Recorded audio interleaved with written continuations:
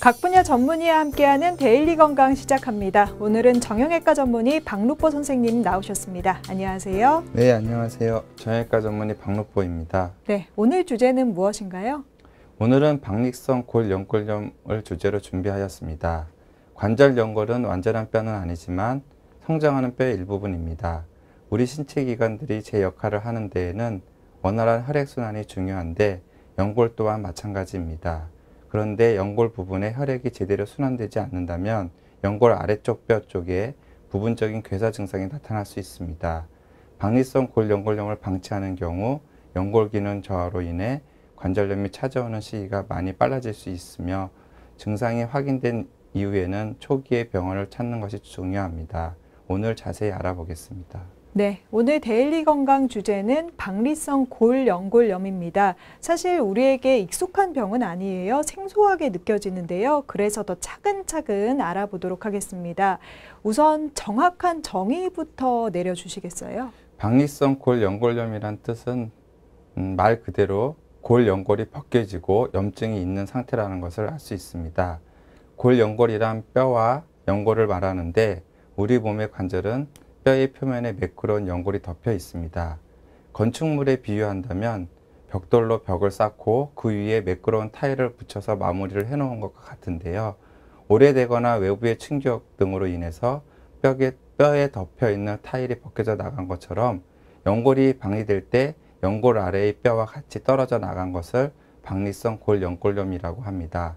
남성에서 여성보다 2배 흔하게 발생하며 젊은 연령에서 발생 빈도가 높습니다. 네, 연골과 뼈가 같이 분리된 상태를 이야기하는데 그렇다면 연골이 있는 부위면 어디나 생길 수 있는 건가요? 네, 연골이 있는 부위면 다 발생할 수 있습니다. 그래도 주로 많이 생기는 신체 부위가 있을 것 같아요. 무릎에서 가장 많이 호발하고요. 그다음에 팔꿈치 관절이나 발목 관절에서 흔히 발생합니다. 어깨 관절, 엉덩이 관절, 손목 관절, 손가락 관절, 발가락 관절에서도 드물지만 발생할 수 있습니다. 근데 케이스 리포트 할 정도로 되게 드물고요. 그다음에 무릎과 발목은 체중 부하가 많이 실리는 관절로 다른 관절에 비해서 외상이 취약하기 때문에 발생 빈도가 높고, 팔꿈치 관절은 젊은 운동선수, 즉 특히 야구 선수들에게서 발생 빈도가 높습니다. 이렇게 공을 던지는 동작을 할 때 이 팔꿈치 위의 뼈랑 아랫뼈가 맞닿으면서 거기서 부닥치면서 관절면에 손상을 주면서 박리성 골연골염이 생기게 됩니다. 네, 연골이 박리되는 이유에 대해서 알아보기 전에 우선 연골이 무엇인지 좀 알아볼게요. 연골은 우리 신체에 어디에 위치하고 있고 어떤 역할을 하나요?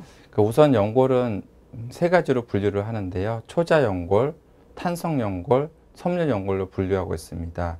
저희가 우선 말하고 있는 박리성 골연골염이라고 하는 부분은 관절연골을 말하는데요. 관절연골은 초자연골로 이루어져 있고 연골은 각각의 뼈의 끝부분에 위치하고 있어서 뼈를 덮고 있습니다. 실제로 연골과 연골이 만나면서 관절이 이루어지게 됩니다. 따라서 관절연골의 역할은 관절면을 이루어서 부드럽게 관절 운동을 할 수 있게끔 하는 역할을 합니다. 네, 오늘 알아보고 있는 박리 외에도 연골에 생길 수 있는 문제들이 많죠.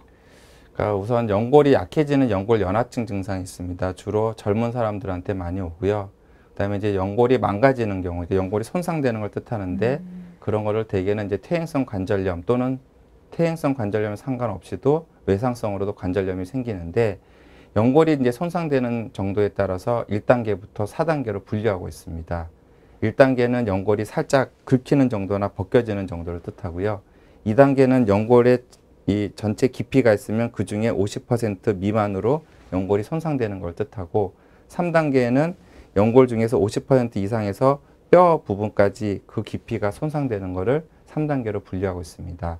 4단계는 연골 전체가 다 떨어져 나가서 아래쪽에 있는 뼈가 노출되는 경우를 말합니다. 보통 1단계랑 2단계인 경우에는 보존적인 치료를 시행을 하고요. 3단계랑 4단계인 경우에는 수술적 치료가 필요합니다. 저희가 지금 얘기하고 있는 박리성 골연골염은 4단계로 그 부위가 보통은 국소적으로 떨어지는 걸 뜻하는데 이제 관절염인 경우에는 그 부위가 국소적이 아니라 전반적으로 떨어지는 것을 이제 관절염이라고 얘기를 하고 있습니다. 네. 그럼 박리성 골연골염의 원인을 좀 알아볼게요. 왜 연골과 뼈가 떨어져 나가는 건가요? 그 원인은 아직까지 정확하게 밝혀져 있지는 않은데요. 현재는 외상설과 순환장애설로 거론되고 있습니다. 외상이 없이도 발생할 수 있나요? 네, 원인 중에 순환장애설이 있기 때문에 외상이 없이도 발생할 수 있습니다. 팔꿈치 관절의 경우 원위 상완골, 즉 위에 팔꿈치 위뼈랑 그다음에 그 아래쪽 팔꿈치 아래쪽 뼈에 혈액순환이 충분히 이루어지지 않아서 발생한다고 이론적으로는 얘기되고 있고요. 그다음에 또 무릎에서는 이제 대퇴골로 가는 종말동맥의 폐색으로 인해서 연골 아래쪽에 있는 뼈에 괴사가 오고 그로 인해서 연골의 분리가 일어날 수 있다고 보고하고 있습니다.